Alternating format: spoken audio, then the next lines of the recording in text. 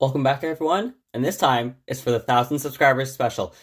Granted it's a week or two late, but that aside, thank you so much everyone. Now, I know I put this in a short, so I'm just going to summarize here, but I never thought I'd get this far.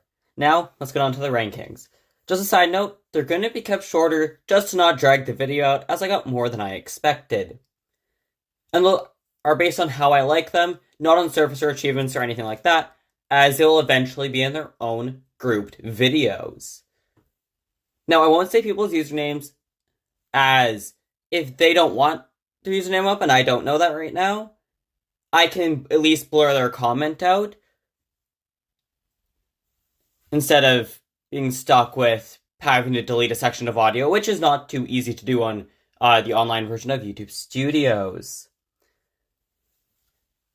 Now, if you commented a ship and it is not shown, it's for one of two reasons. Either A, there are several ships of that name, and I just did not have time to get the correct names from you guys.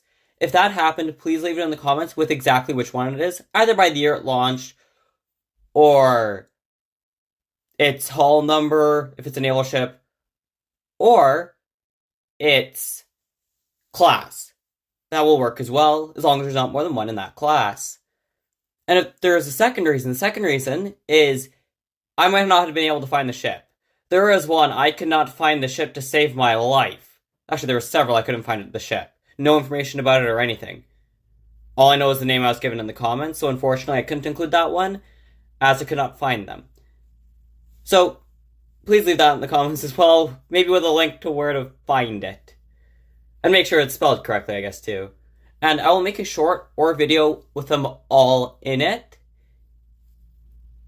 Depends what time I have. I mean, if I have 5, I'll do a video. If I have 2, I'll do a short.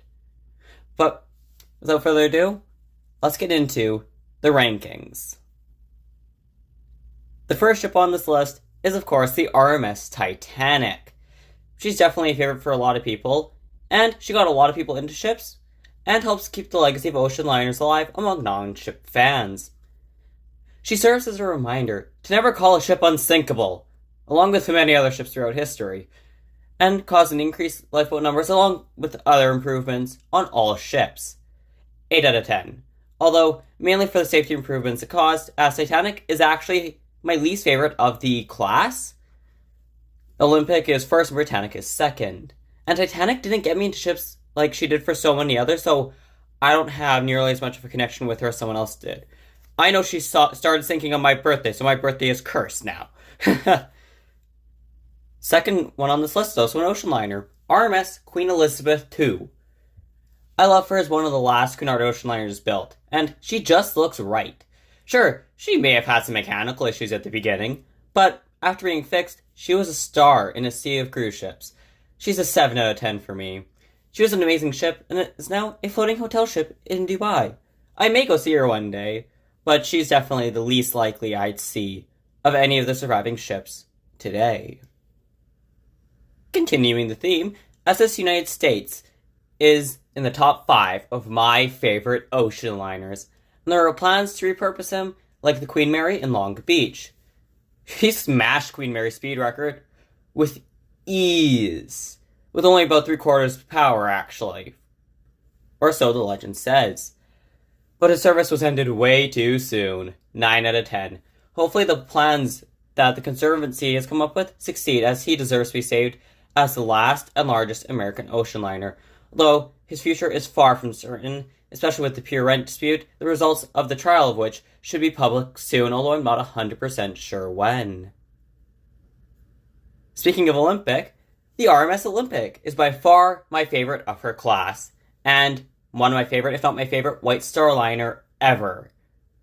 She was quite deadly to smaller ships and U-boats. She even got torpedoed and nobody noticed. She is amazing, and she can't be beat. 12 out of 10. I wish they didn't scrap her though. I'll be doing a video on her and her sisters in the fairly near future, so I won't spoil any more here. Let's continue the theme of ocean liners. RMS Aquitania. She's my favorite Cunard 4-stacker, and she was also the last to survive before being scrapped in 1949, with World War II prolonging her life. I just love four stackers, as there's something I just can't quite explain about her that, along with many, many others, make us love her so much. She's definitely an 8.5 out of 10, and needs her own video. It will take a while, as I have way too many video ideas to do first, but she deserves one, and it will happen. The SS Olda France is a nice ocean liner. She provided lighting and refuge when the Andrea Doria sunk back in 1956, but that's a video for another time. She was loved by so many, and it came as a slight shock when she was sent to the breakers. She even appeared in a movie on her way there. However, all identifiable markings were removed, and details modified, so the ship and the French line weren't recognizable, as the French line did not want to have anything to do with it. She is a solid 7 out of 10, and had a good 32-year life. RMS Adriatic was a good ship, but her gap between her bridge and the rest of the superstructure throws me off quite a bit. She was a White Star Liner, so I like her for that, but if a ship had weird features that to me make no sense without explanation, it will always make me like them less. She is a 6 out of 10. I know why people love her, and I get it. She's just not a favorite for me. Designs influenced me heavily in this case. MV Bratanic was one of the last ships built solely for the White Star Line, and I love her for that. Her funnel's high, and it's a bit odd, but it works. She had a 30-year-long service career, yet didn't come across my radar until I looked into the White Star Line fleet a little bit more. She was a good ship, but I've never really thought of her. I get why people love her, and I agree with them. Who knows, if I had come across her earlier, I may be more interested in her, but we will never know for sure. I say she ranks a 6 out of 10, with a possibility to increase if I do a video on her. Yes, one of the last French ocean liners. SS France, later the Norway, is a legend.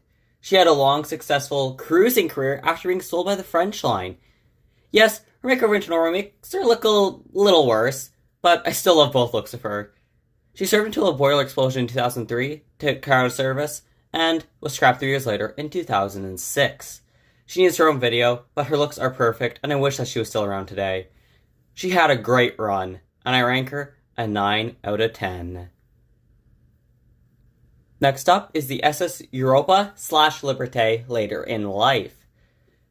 She's the ship that sank 3 times, and yet still returned to service every single time. She was a ship that literally could not be killed until she was scrapped 33 years after launching in 1963. I truly need to do a video on her. Sure, she started out as a German ocean liner, but she's often remembered as the time as Liberté in the French line, which was her last 13 years in service. She has a fascinating history, and I always love ships that have an interesting history. I will say she definitely ranks 8 out of 10, and I'm really excited for the video on her, where I'll go into more detail on why I love her, and of why people love her still to this very day. SS Belgian Land is a nice ship, and seems perfectly proportioned. I would even say that her looks would fit in today's modern world, and that's over 100 years since her launching. She is an amazing 3-stacker and did her job so well. I never heard of her before this, but I definitely want to make a video on her in the future. After I get through my current backlog at least. I say she's definitely an 8.5 out of 10, and man, she would so be a ship I would go on a cruise today if she still existed, rather than all the modern cruise ships. RMS Laconia was an amazing little ship. I love smaller ships, she looks great, and I need to do a video on her. She was sunk by U-156 in 1942. That's a story for its own video. She was small, but she was very, very mighty. I say she ranks at 8 out of 10, and the video on her will give a little more background, as I don't want to spoil too much here. Next up is the MV Wilhelm Gustaf. He looked great and was well proportioned. However, her sinking, while fascinating, was by far the deadliest in maritime history. It helps her be remembered, but it was for the tragedy, as her life was very short and her civilian service was only a few years before being taken into service in the Kriegsmarine during World War II. I rank her 7.7 out of 10. I wish she had a longer life, and her sinking didn't make so many people with her.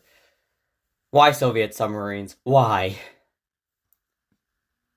Copenhagen looked amazing, and her disappearance is a fascinating story. She was a massive sailing ship, and I love her. I wish we knew what happened to her, and we had found her wreck. However, since we don't know where she was when she sunk, we will never know what happened to her, and as time goes on, it becomes less and less likely that we will ever find her wreck or even know what happened to her. She ranks 9 out of 10 and is one of my favorite sailing ships. I just so wish we knew what happened to her. The other ship involved in the Laconia incident, U-156, was a World War II era U-boat involved, as I just mentioned, in the Laconia incident. But again, that's a video for another day. I like U-156 more than most because of this history. However, I'm not the biggest fan of submarines in general. I'll be very open about that. She did her job well, and I rank her 7 out of 10, but might be higher if I like submarines more.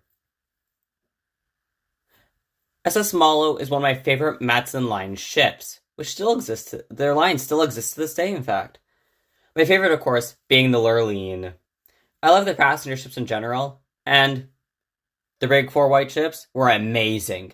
She had a long, successful career, and I wish that one of her sisters or her survived today, but unfortunately, none have. She, along with her sisters, all need their own videos, and I rank her an 8.5 out of 10. HMCS Quebec is a Fiji-class light cruiser. And I love the Fiji-class cruisers, but at least, to me, they kind of feel like they belong in Canadian service. Not just Fiji-class, but any British designs in Canadian service. I've honestly always loved HMCS Quebec, and really, most British turned Canadian ships.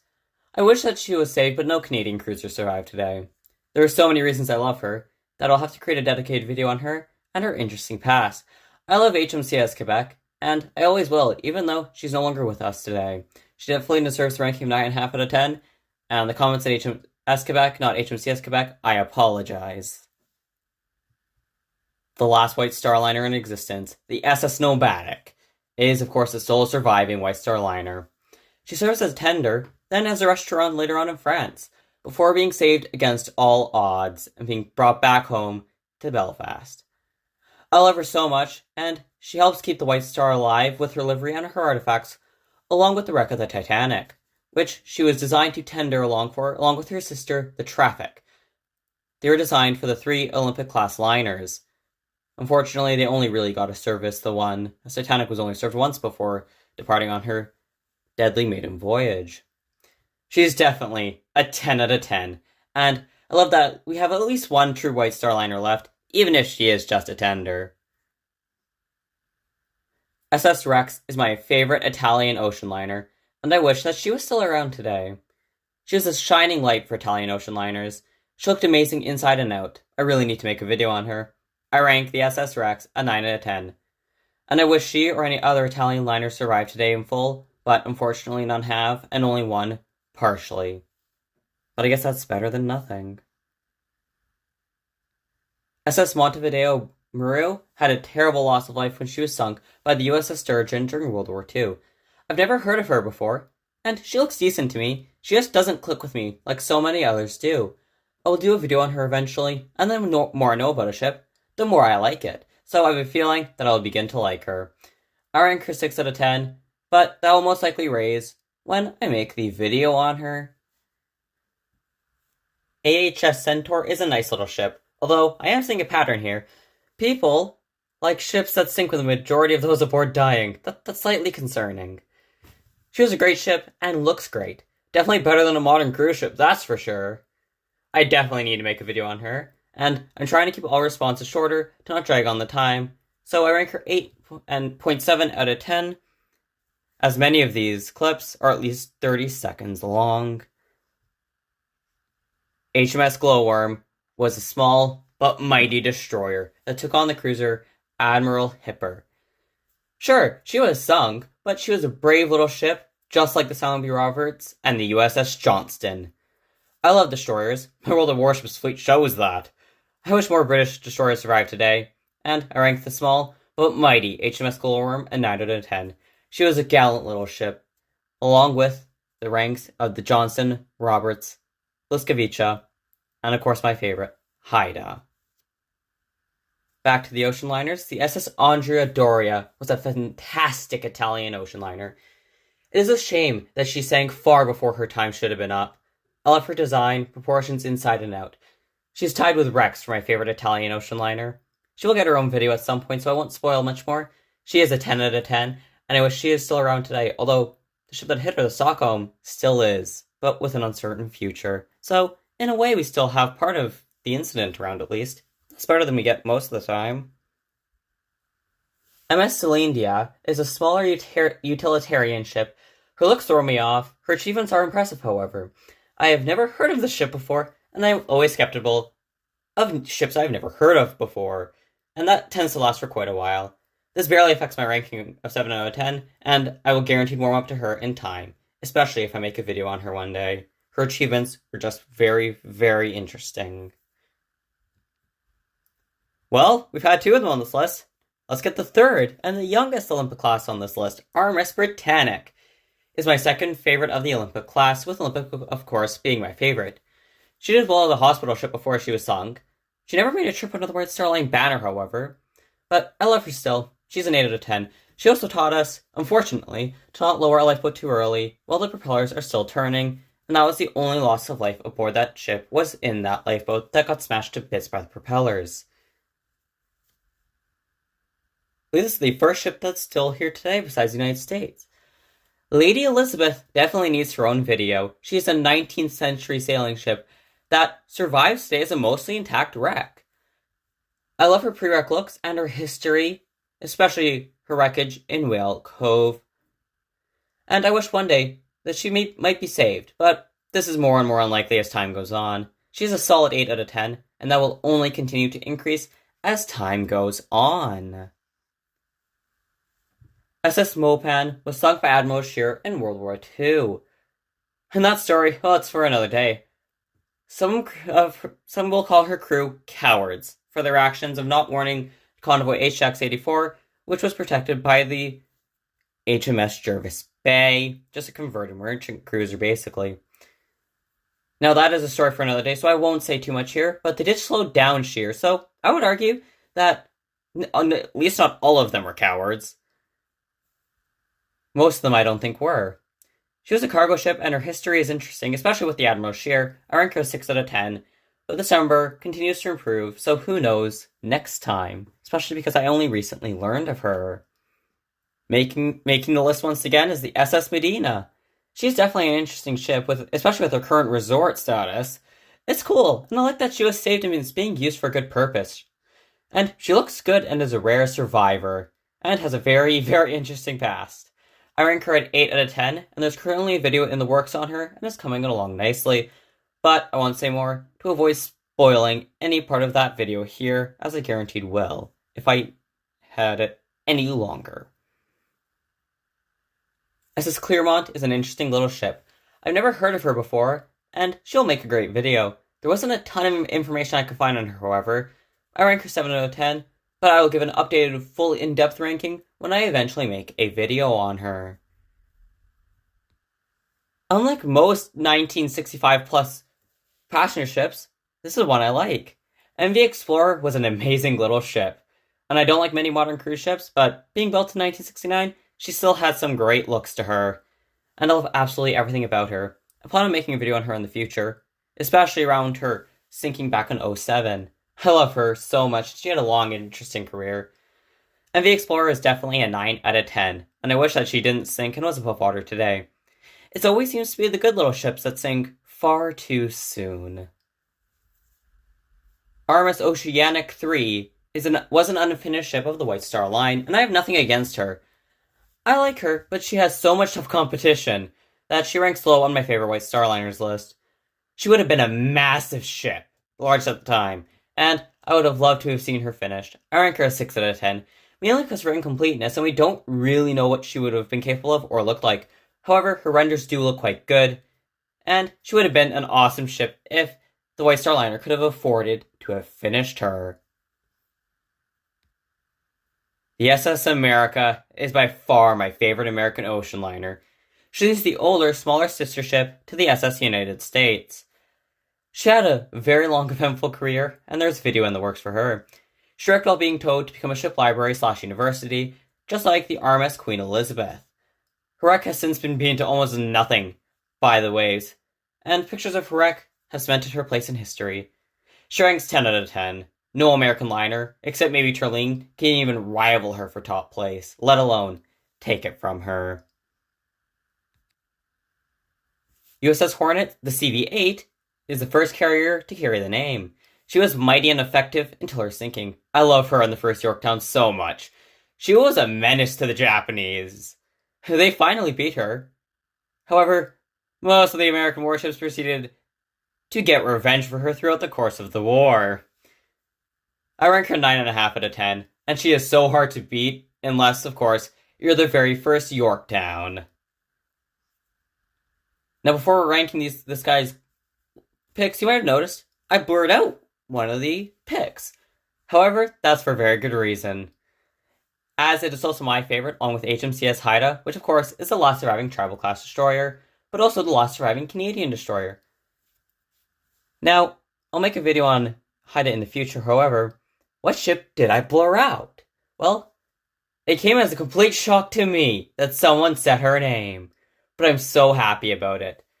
And, even though it's super inspected, of course, it's my favorite civilian ship, and tied for my favorite ship of all time, with HMCS Haida. She is a small but mighty Manitoban riverboat. She's my beloved paddle wheel princess. Now, I could go on for hours about her. In fact, unlike the rest of this is unscripted right here. She was a mighty small ship. It's so sad that she was finished being scrapped months before I got a chance to go to see her. And she would have been around for a few if I hadn't had that trip delayed by a few months. So I was so close to seeing her. She's by far my favorite riverboat. I'm making a 3D model of her that I love so much in SketchUp. I'm going to be 3D printing it, and she's going to sit right on my desk. I missed her so much. I plan to do many videos on her in the future, and if I had the money, guaranteed, I'd rebuild her. She is the embodiment of the Manitoban riverboats, and she would have been the first to return to service if she hadn't burned. Because if she hadn't burned, her owner, at least from what I understand, was going to put her in cruises again. Yes, it was going to be marijuana cruises, and I do not agree with that. However, at least she would have been up and running again. It's sad that she was vandalized and burned, and now scrapped because of it. But at least her memory lives on, for those of us who know of her, and those of us who love her so much. She is truly my favorite riverboat of all time, and my favorite ship of all time. She's even almost edging Haida out for first place, and that's saying something that they're tied, and it's that close of a gap to Haida to being sent down to second. I love her so, so much. If I could bring her back today, even if it's just a replica, I so would. You know, if I won $10 million, first thing I'd do would be building a brand new one of her. She is by far my favorite riverboat. In fact, she herself is what got me into ships. That's right. It wasn't Haida. It wasn't Missouri. It wasn't Constitution. It wasn't Enterprise or Titanic. It was the Manitoban riverboats, more specifically, the Paddle Wheel Princess. I just love her so much. And thank you for watching, everyone. I hope one day I might have enough money to bring her back. I don't think I ever will, because that would cost over $1 million, but you never know. But at least my model I'm making of her will be able to carry on her legacy, even if she's only going to be 187 scale-ish. If you guys want to see a process on that, please let me know down below. I plan to do more videos like this in the future. And thank you so much for watching, everyone. And thank you so, so much for 1,000 subscribers. In fact, at the time of filming, I have 1,440. I never thought I'd get this far. Thank you so much, everyone. I truly could not have done this without all of you.